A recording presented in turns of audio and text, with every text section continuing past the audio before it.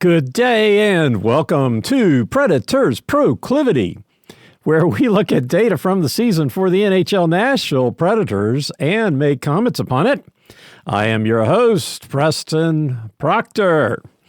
Good day. Yeah, the draft is Friday night. This is Thursday, which means it's the day before the draft. Very exciting. I guess the thing is, like, the draft for hockey is I think in a lot of ways different than a lot of other sports. Maybe not baseball, because you're drafting 18-year-old kids mostly. Maybe they come play for you. Maybe they don't. Maybe they go to college for years and then maybe they show up. Maybe you trade them away, trade the rights to them away before they even get out of college. Who knows? Maybe they go back to Europe. I guess in that way it is different than baseball. I think. I don't really follow baseball enough for any of that. But yeah, draft coming up. So the Stanley Cup is done. Congratulations to Carolina. Very happy about that. I have a sign in my garage, parking for Carolina Hurricanes fans only, or something about them winning their Stanley Cup the first time. My family moved to the Raleigh area back in 1985. Took my dad to a Hurricanes game once a few years ago. Obviously, he passed away 3 years ago. So it was before that. I promise you, I have not been bringing ghosts to the Hurricane games. I promise you that. But anyway, yeah. So we'll get into that. Talk a little bit about how the playoffs worked out for me, and then we'll get to some of the news and projections for the Preds coming up here in the, I guess, kind of call it the silly season maybe. But yeah, lots of trades going on. Preds involved in two of them. Like I said, we'll get to that. The new thing here on our podcast is that we are now being hosted by the Hockey Podcast Network. And that's right, THPN. There you go. And along with that, we are being sponsored by DraftKings. And I'm not a gambler. I have gambled. I hate to lose money. I think I've mentioned that a few times. I hate to lose money. I hate to even put money at risk. So that's my view on it, but we are sponsored by DraftKings, so there will be a promo later. And hey, it's like everything else. If you're happy and you're doing it, and more power to you. I remember even back when I was in college, I was on the billiards team back at Virginia Tech, and so it was pretty decent. At 9-ball and 8-ball. Didn't actually play billiards, although we were the billiards team. We played 8-ball and 9-ball. And people would, want to bet on a game, and I didn't have any money I didn't feel like I had any money to lose. So, okay, don't have any money to lose. No, I'm not going to do that. So I wouldn't do it. A lot of people, remember playing some golf in college with my roommate, and his either he was sandbagging it or really, and I think this was it. We kind of got to the end of the round. He hadn't been playing very well, and there's about 4 or 5 of us out there, and I finally decided to play for a beer, I think, beer hole or something like that. And suddenly his game kicked in. Once he had something on the line, it was a lot more meaningful to him and allowed him to focus. So that's great. Okay. Well, Yeah, my normal rhythm, because with the old system that I host, I always had to take all these breaks, and I'm always feeling like, oh, I've got to get ready to take a break now. So I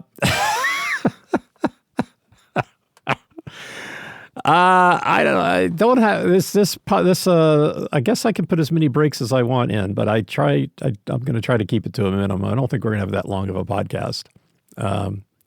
But let's just get my stuff out of the way, because I'm very excited about all of this. Hey, yeah, quantum energy squares. They're favored around the house. We've got them in our we've got a basket of goodies for guests at our house. It is ABVO's Airbnb time here, VBRO, I guess. Airbnb time here at the Proctor household. 3 weeks. We're having a lot of guests in here. Ooh, they are out of the dark chocolate Himalayan salt. But yes, we have some. We have some. I think I had one the other day. But yeah, the Quantum Energy Squares, use the promo code PREDSPRO, and that will get you 25% off at Cozy Earth. It was my understanding, my discount code was 30, but just checking out here, it says 21. So, I mean, it's at least 21. It might still be 30. I'm going to have to reach out and find out. I meant to do that before coming to the studio, and I didn't, obviously. So anyway, they do have a deal, 25% off their Prime days. Everybody's having Prime sales these days. And Quantum Energy Squares is also 25% off, but with the promo code PREDSPRO, it's always 25% off every day of the week, not just during Prime. So there you go. And that's it. QuantumSquares.com, CozyEarth.com, PREDSPRO, the promo code in both places. So in the first round, looks like I got 4 right. I got Carolina, Buffalo, Montreal, Colorado. I missed Philadelphia. I picked Pittsburgh, obviously. I had Dallas in 6, Minnesota in 7. So Minnesota in 6 is kind of a miss for me. And then I had Utah in 7. Of course, Vegas won that one. I had Edmonton, and then Anaheim won that. So I got 4. That's not bad. 4 out of 8. Round 2, I had Carolina in 6. Buffalo in 6, so it was Carolina and Montreal, and then I had Colorado and Vegas, 6 and 7. They went 5 and 6, but I got 3 right out of 4, which is better. And then there's only 2 in round 3, so I got Carolina, and then I thought Colorado, but there you go, Vegas. And then finally, I had Carolina in 6. I have Vegas in 6 or Vegas in 7. Kind of waffled on that, but what I picked was that the first 2 games in Carolina would be split, which they were, and then the first two games in Vegas would be split, which they were, and then I thought the home team would most likely win in games 5 and 6, but if the visitor team won either one of those, that the series would be over. And so Carolina won game 5 and then won game 6. You know, listening to a lot of people on the radio and whatnot, they're like, oh, there's no way either of these teams can win 3 in a row. And there you go, 3 in a row. Listening to another podcast talking about this series, and they thought, oh, gee, the biggest problem is that Carolina hadn't gotten a power play goal, and there was no reason to expect that. I mean, all I do is look at data. I don't know what some of these people are looking at, but and then what a lot of people just gave up on Carolina after game 3. I'm just predicting Vegas, and I'm like, what do you guys? I'm looking at this stuff going, all this makes so much sense to me, and not surprised. It didn't bother me. Vegas winning. The first game, surprised, but Carolina came back and won the second game. The Vegas won the third, which kind of a surprise, but then Carolina won again. So splitting them like I thought. So never really felt like there was anything to worry about with regards to Carolina winning. And then my prediction was the games would not be decided by power plays. Vegas was a good team at coming back, but it turns out Carolina just as good. And Carolina did get a couple of power plays. They got 2 in game 2, and the announcers chalked that up to McNabb going out, which then I started watching when they got another game.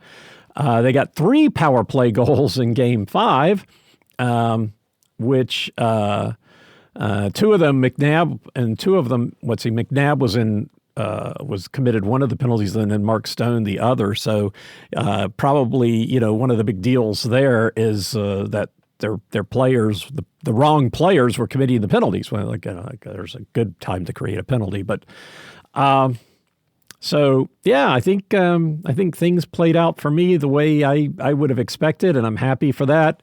Vegas put up a good fight. Apparently, one of the other things I was being led to believe is that nobody in Nashville likes Vegas.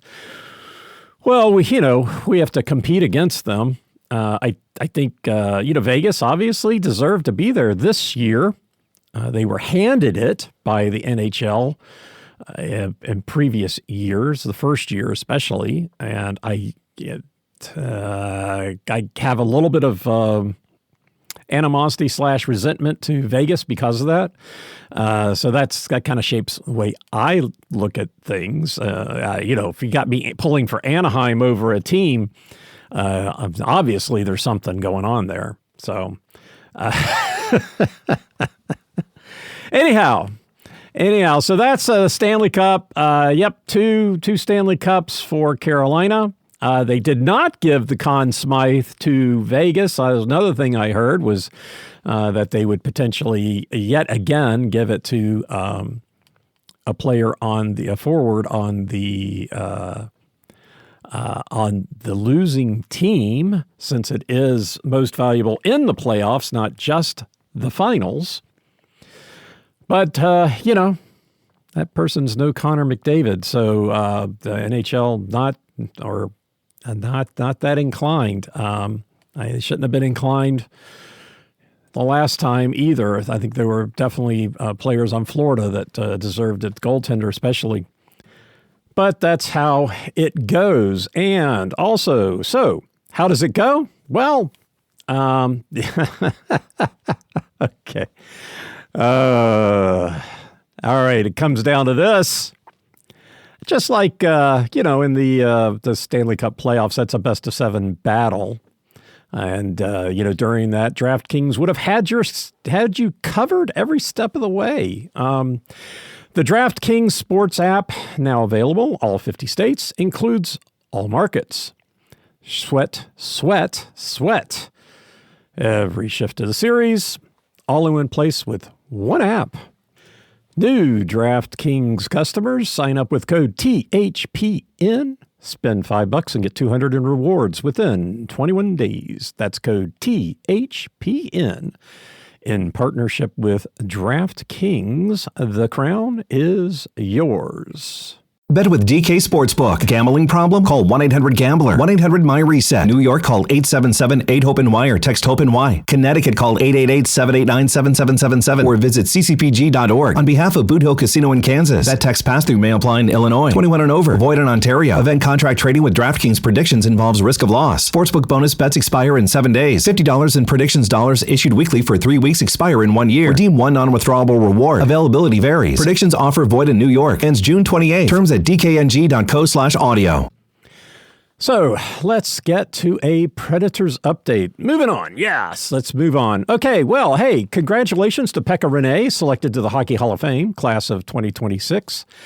And then the other thing kind of interesting I'm following, next year's game schedule is going to be 84 games. And the expectation there is that instead of playing some divisional rivals 3 times and some 4, that the schedule will have 4 match up against all the divisional rivals. That was part of the CBA, the latest collective bargaining agreement. And so, yeah, got to change all my spreadsheets. I was planning on updating my spreadsheets anyway, but yeah, definitely got to change the spreadsheets now. So as far as management goes, so June 2nd, which was right after, or maybe the same day as my podcast, Chris McFarland selected president of hockey operations and general manager. Spent 11 seasons with Colorado, the last 4 as the GM. Before that, 16 seasons with the Columbus Blue Jackets. And before that, Pace University, played hockey there, got a BS in business. I assume it was a BS. Got a business degree, it said, in 1992. And then a law degree from there in 1998. So congratulations to Chris McFarland. I don't have necessarily anything to say one way or another about that. It's as good a selection as possible, probably. And we'll see how the chips fall. I have to say his first act, or the first thing he did, I heard that he did, June 5th, hiring Rob Blake as executive VP of hockey operations, doesn't give me a lot of confidence. Not a Rob Blake fan. We happened to look at my hockey cards the other day. I think I referenced them before, the old ones I had, or I was talking to a friend of mine about them. It turns out I've got 9 Rob Blake trading cards. And I came to I got moved to LA in the summer of 99, and wasn't thrilled with Rob Blake as a player. I thought he took penalties at the end of games, which put the Kings in bad situations. Be honest, I was not a Robitaille fan either. Coming in when I did, those guys more towards the end of their careers. Of course, Rob Blake went on to Colorado, held out as captain of the Kings, and got traded because he wanted a cup. A lot of bad feelings about that amongst the fans, and then he came back, I guess. But anyway, so as far as what he did in the 8 years, I'm not happy about what he did there either. The first year was when Vegas came into the league, and they left Braden McNabb available. They could have protected 7 forwards, 3 defensemen, or a goaltender, the other option being to protect 8 skaters and a goaltender, and that's what the Kings did. The Kings did 8 and 1, so they only protected 9 players instead of 11, which they could have. The defensemen that they protected was Drew Doughty, Derek Forbort, Alec Martinez, and Jake Muzzin. And they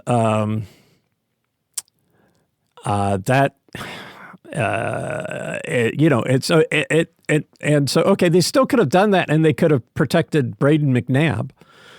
Jake Muzzin, they protected Jake Muzzin. I mean, I kind of get Forbort, Martinez, Doughty, although, when everything's shaking out, Doughty and Martinez, definitely the cream of the crop there. But McNabb, hey, bad decision there by Rob Blake. That was 2017. 2020, he traded away Tyler Toffoli, Martinez, and Forbort. Traded away Martinez and Forbort after protecting them like that. He did trade for Trevor Moore. Trevor Moore being a good player. Gave up Kyle Clifford, a player I always really liked for that. And then in 21, he traded away Jeff Carter, which, I don't know, I guess it's late in that guy's career too. Got Victor Arvidsson, which wasn't too bad of a deal. And then one of the things that always made the Proctor household upset was trading Jonathan Quick away. Sent him to Columbus. He got Korpisalo and Gavrikov for Quick. And we were never happy about that. And then the same year, traded away Velarde, Iafallo, and Kapari for Pierre-Luc Dubois, who they traded the following year for Darcy Kemper. So just bad, I think just a lot of bad personnel decisions. I looked at a lot of trades, generally looking at these trades, picks for picks, strategic stuff. I mean, the same sort of thing that a lot of people would do, and then trading minor league players and stuff like that. So, you kind of come in and you look and you say, okay, what's the deal here? And I think he just made a lot of really big mistakes, when it comes to personnel. And I'm a little concerned now with how the Preds organization is going to go with Rob Blake here. Hopefully he learned something. I guess we'll see. We'll see as it goes along. So, McFarland and Blake. Also, June 5th, not related to hiring Blake, was Brian, I'm going to get his last name wrong, Poyle. Retired, left the organization. I guess he joined in the summer of 2010 as director of hockey operations and became an assistant GM in 2018, along with Jeff Kilty and Scott Nickel.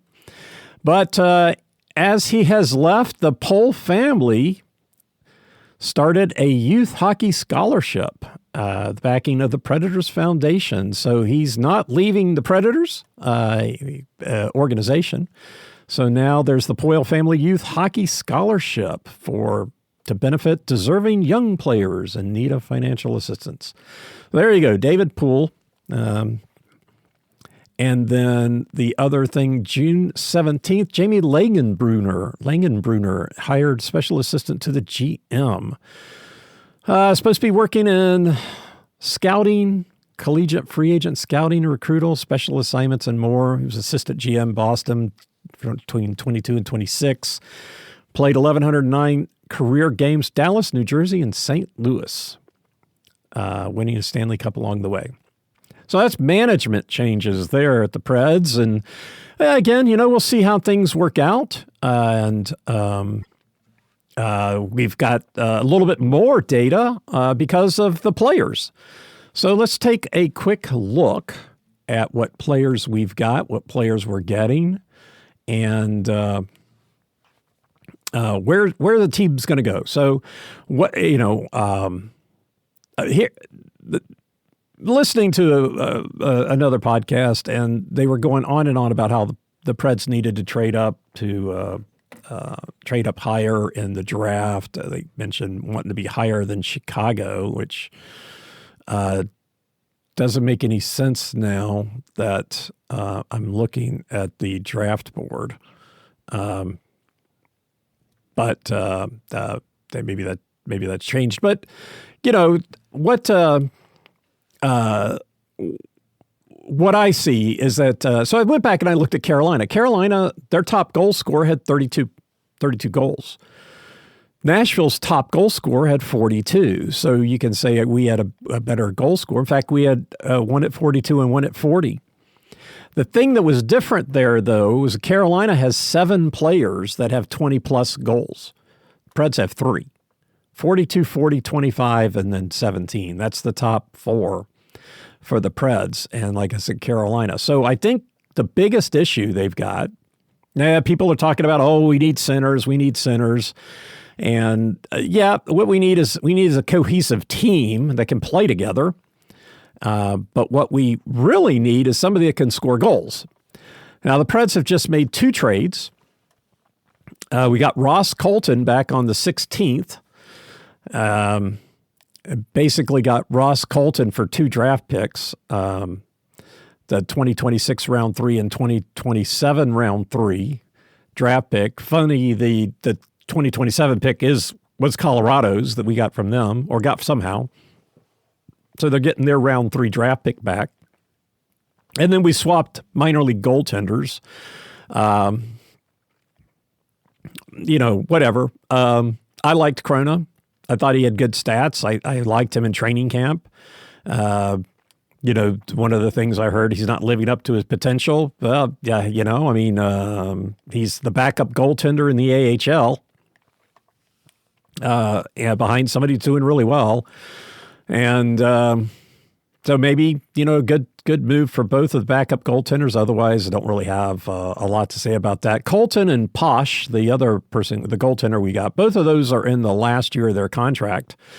Krona was an unrestricted free agent Group 6. So maybe we weren't going to be able to re-sign him. I don't know. It's interesting, the two trades that we made were with Colorado, and that's where McFarland came from. So I think, maybe that's not so bad because he knows what Colorado needs, and apparently they need cap space from what I've been reading, and, what players they would be interested in. And, we need players. And so, the a little easier to make a trade when you know all the people involved and the players. Ross Colton, people were talking about how he really good player, kind of got stuck on a team with a lot of talent, so he wasn't able to show what he is capable of doing. And then they did mention that he was in Tampa Bay from 2021 through 22-23 for 3 years, and Colorado for the 3 years after that. And they say he played on the same line with Stamkos, and I think, okay, that's fine. I don't think he's going to be playing on the same line with Stamkos here, but, I guess we're continuing to be Tampa Bay North. This first year with Colorado was his best stats, 40 points. He does wear number 20, which is currently worn by defenseman Justin Barron. We'll see how that works itself out. And then the other trade happened yesterday. Number 18 center Jack Drury, along with number 38 left wing Chase Bradley, an AHL player, and a third round 2029 draft pick is what the Preds got for number 40 center Fedor Zvechkov and number 68 left wing Zachary Leroux. And the email I got said fans are upset. I don't know why. Leroux, I have never been a fan of.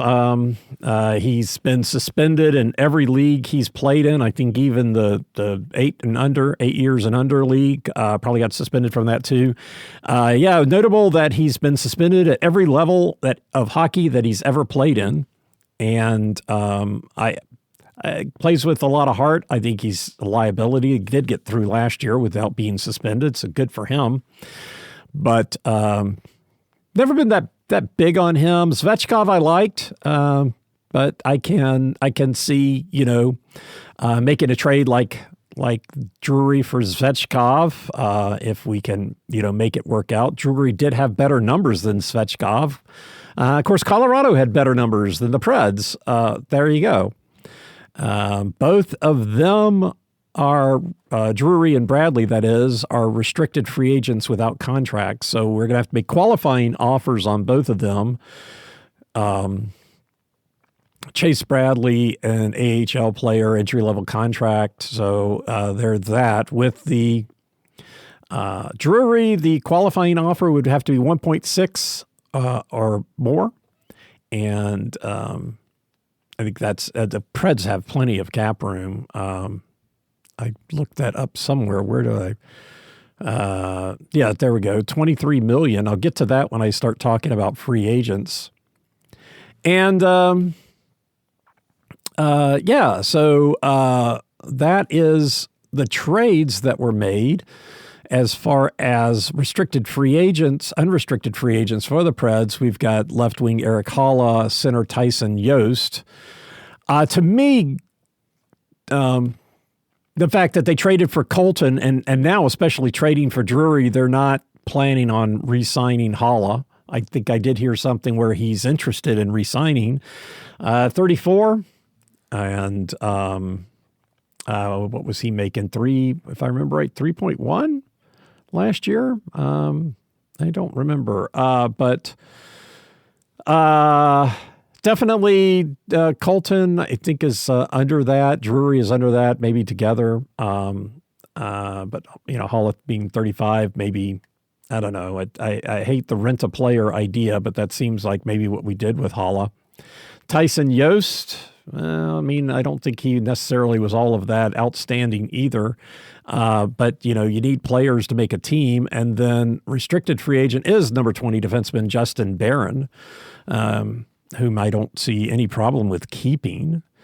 And, the center position, a lot of discussion I've heard, trading O'Reilly, trading Stamkos, trading all these people. I do think that Marcia Show hasn't really fit in. Seemed like he was playing better with Wood last year. Chemistry is important, but he got 31 points in 62 games. 31 points, not 31 goals, 31 points. And what, $5.5 million? He's the third highest paid forward we've got, and he's not performing to that level. So I would be fine trading Marchessault. Of course, I think he needs player approval. That's fine. I think they got it at one point. He is under contract for a couple more years, but I don't consider Marchessault in my plans for next season. I hope he's not in McFarland's plans for next season. As far as O'Reilly goes, he had great stats last year, wants to stay in Nashville. I think, he was the leader in ice time for the Preds. Forsberg up there too. I mean, O'Reilly's 35, so I think, if we reduced his ice time and, maybe put him on another line, I think he's, a valuable player for the Preds, good in the face-off circle. And, I think that he could be beneficial on another line, or important for some of the younger players. So I think we should keep him around. He's got one more year on this contract, then he's an unrestricted free agent. Maybe that's part of the issue. I don't know. But as then again, moving on, the new guy, Vitaly Pinchuk, I'm sure I'm pronouncing that wrong. That's my marker. Looks like he's got size and age to be effective, but I don't know. I mean, we'll see. A lot of talk about how Brady Martin needs to come up. I don't think so. He didn't prove it in training camp. I think if we go back to my training camp notes, I had to remember to look for him because nothing he did stood out. I mean, other players did. I mean, even just in the skate around, I never called him out for anything. And then after a day or two, I'm like, well, who was that draft pick we got that everybody's so high on? It's like, where is he? What's his number? So then I had to try to find him, try to watch him, and nothing. And then, his numbers in the minors haven't been outstanding. So I don't see any reason to bring him up over other people. O'Hara and Schaefer, I think, would be more valuable. So then that brings me down to what I've got is I've got 9, maybe 10 forwards. I did like Lucchini. I like Lucchini in player. I think he's one of the first guys that I noticed. He's 31, center left wing. He didn't get a look last year. They brought up O'Hara and Schaefer. I think they brought up a couple times, but Cole O'Hara, another guy I thought would be good. Doesn't have a lot of size, but definitely sneaky good was I think my comments on him. And then Lind and Rolston.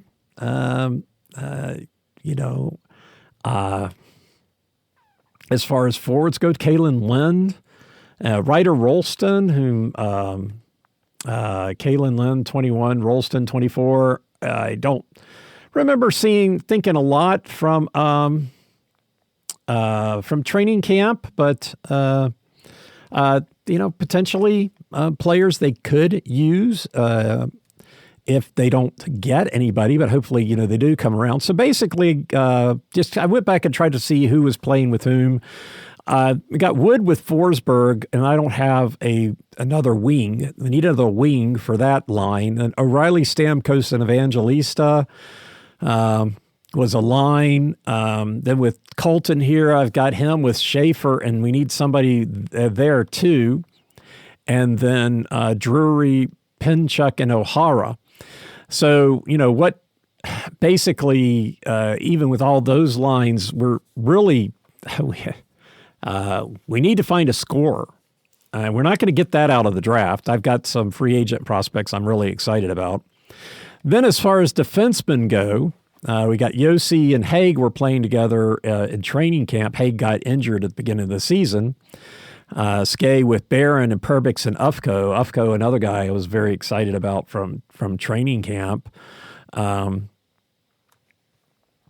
then in the defensive realm too, we've got Adam Wilsby and Justin Barron again.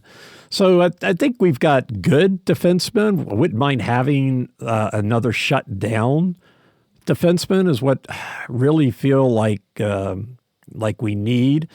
Kevin Gravel, unrestricted free agent this year, playing in the captain of the Admirals, playing in the AHL last year, 34.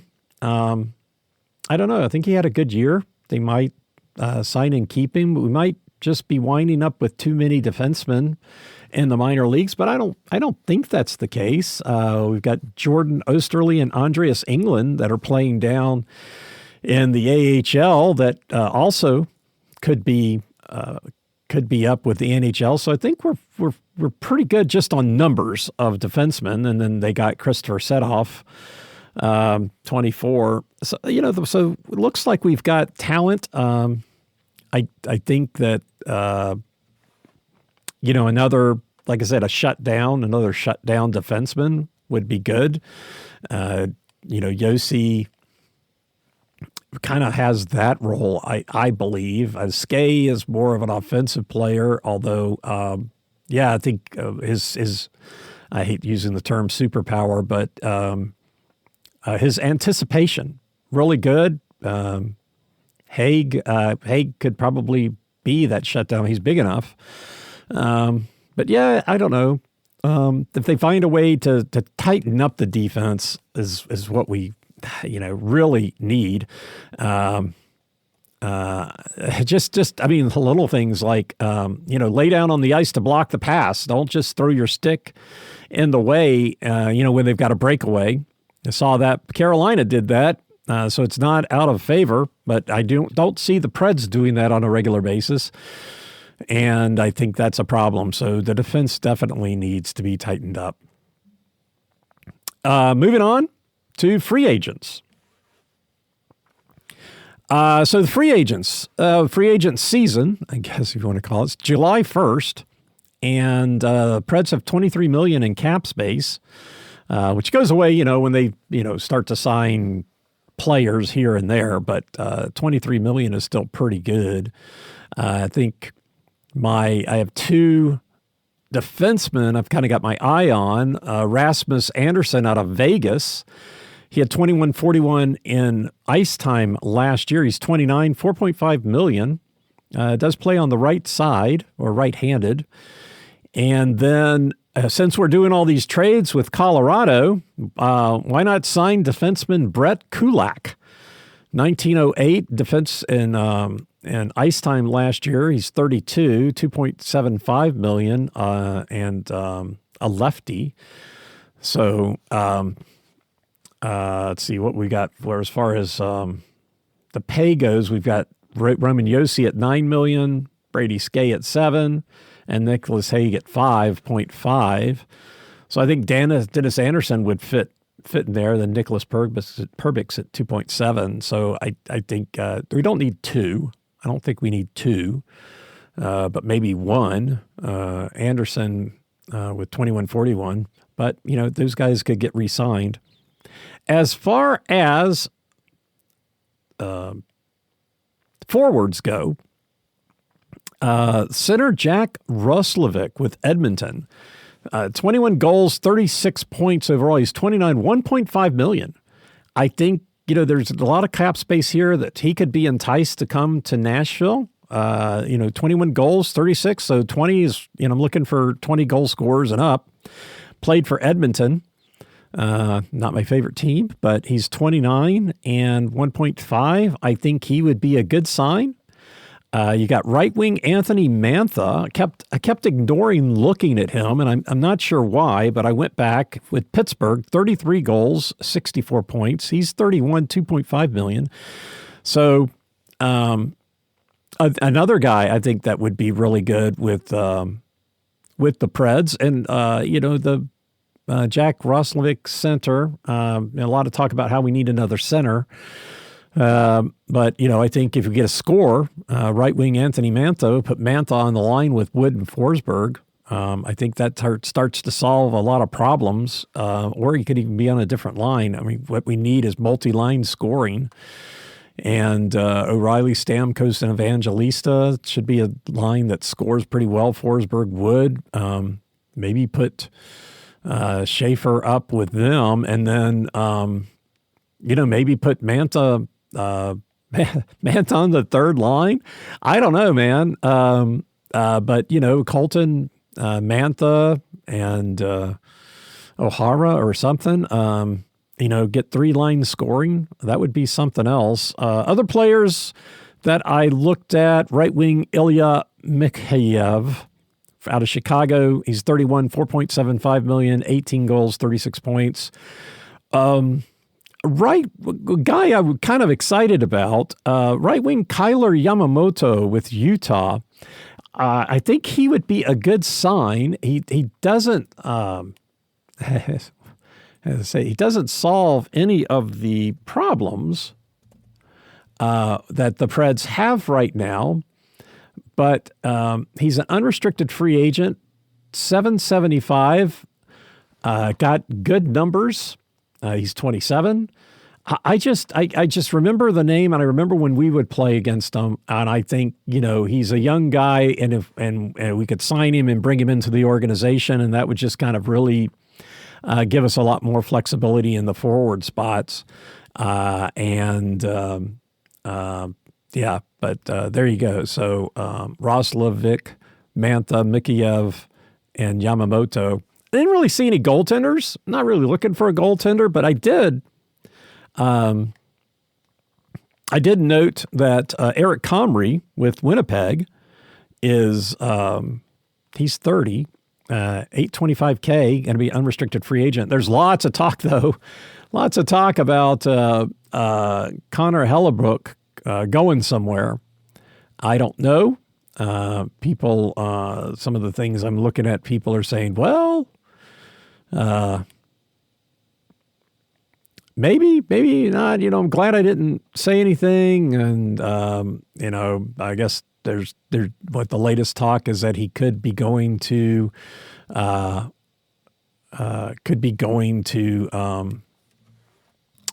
Buffalo for the number 4 pick. This is prospects. Gotcha. So that's free agents. Our free agents, like I said, that's not Eric Holla, Tyson Yost, Kevin Gravel, Osterley and England are also unrestricted free agents. Defensemen playing for, so we got 3 defensemen playing from Milwaukee, unrestricted free agents, but none restrict. Justin Barron, the only one that's on the Preds roster per se. And I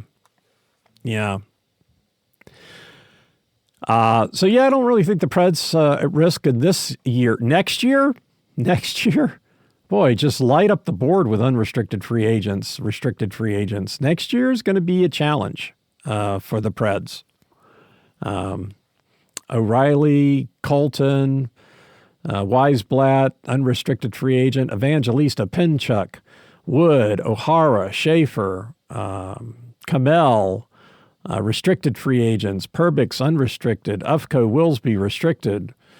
So lots of blue. Austin Roast restricted, Jake Lucchini unrestricted. Got a bunch of restricted free agents down here too. So